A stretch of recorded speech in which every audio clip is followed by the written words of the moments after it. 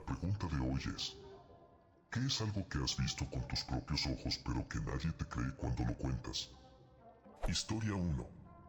A las 3 de la mañana, en una carretera rural de Australia, con niebla y a más de 100 kilómetros por hora, los baches del camino hicieron que la moto me golpeara el trasero y saliera disparado hacia arriba. Quedé completamente vertical, la parte frontal de mi casco tocó el guardabarros de la rueda delantera y mis pies pasaron por encima del manillar. Por pura suerte pude acelerar un poco, la moto avanzó y me devolvió al asiento. Fue una salvada milagrosa. Pero mi sistema nervioso no me dejó quedarme quieto ni volver a subirme a la moto después de que me orillé en esa carretera llena de niebla. En ese momento, una preciosa zarigüeya de cola anillada, normalmente son bastante tímidas, pasó caminando a mi lado y trepó a un poste de una cerca de granja en lugar del árbol que tenía justo al lado. La noche estaba increíblemente quieta y silenciosa, así que le susurré un hola. Pareció curiosa, me acerqué y me dejó acariciarla. Era una zarigüeya completamente salvaje. Algunas en zonas urbanas pueden ser más amistosas con los humanos, y sentí como si hubiera aparecido justo en ese momento. Como si hubiera sido enviada ahí para calmarme. La acaricié y le hablé en voz baja en plena madrugada, el tiempo suficiente para distraerme y tranquilizarme por completo. Luego se perdió entre la niebla. Logré volver a subirme a la moto y regresar a casa sin un rasguño. Todo gracias a mi pequeña zarigüeya guardiana.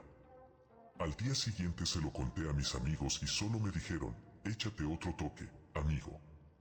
Pero fue algo realmente increíble. Historia 2.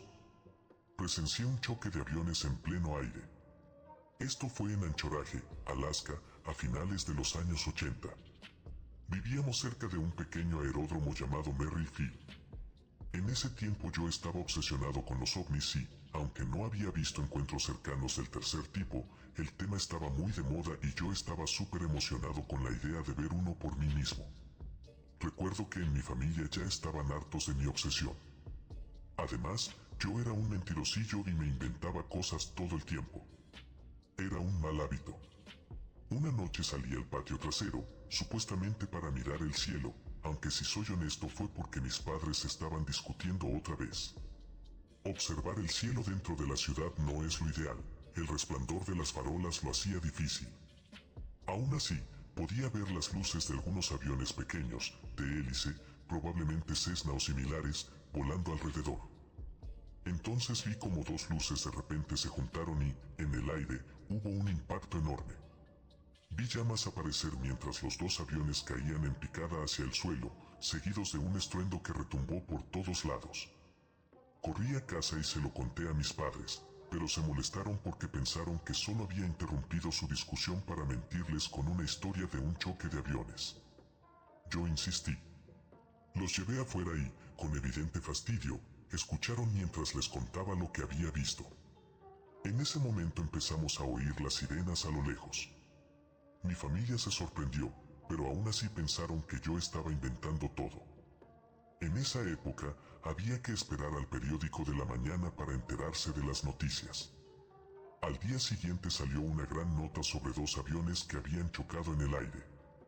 Al parecer, uno de los pilotos había sufrido un ataque al corazón y se desvió hacia el otro avión.